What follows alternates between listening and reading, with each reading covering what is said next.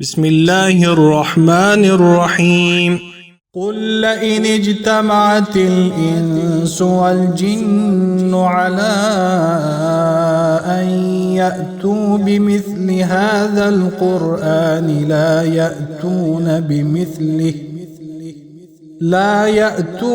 بمثله ولو كان بعضهم لبعض ظهيرا۔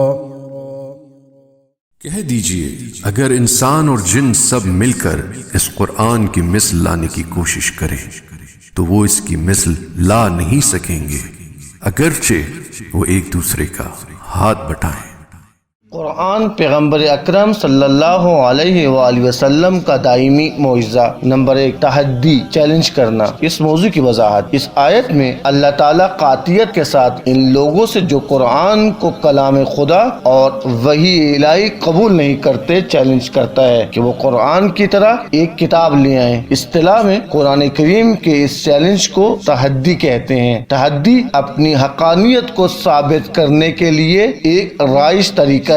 یہ تحدی 3 مراحل میں کی گئی ہے۔ سب سے پہلے مذکورہ آیت میں کافر جن و انس کو دعوت دی گئی کہ اگر ان میں طاقت اور قدرت ہے تو اس کی مثل ایک کتاب لا کر دکھائیں۔ پھر سورہ ہود کی آیت نمبر 13 میں اس درخواست کے حجم کو کم کر کے چیلنج کیا گیا کہ کم از کم 10 صورتیں قرآن کی صورتوں کی طرح لے آئیں۔ بعد ازاں سورہ بقرہ کی آیت نمبر 23 میں اس درخواست یعنی تحدی کو اس سے بھی کم کر کے پیش کیا گیا کہ اگر پورا قرآن یا 10 صورتیں نہیں لا سکتے تو اے کفار قرآن کی صورتوں کی طرح صرف ایک صورت تو بنا لاؤ۔ دشمنان اسلام اپنے سارے امکانات اور وسائل کو بروئے کار لانے کے باوجود کبھی بھی ایسا کام کرنے کی قدرت پیدا نہ کر سکے۔ البتہ اس میں کوئی شک نہیں کہ قرآن کا معجزہ ہونا تنہا فصاحت و بلاغت میں منحصر نہیں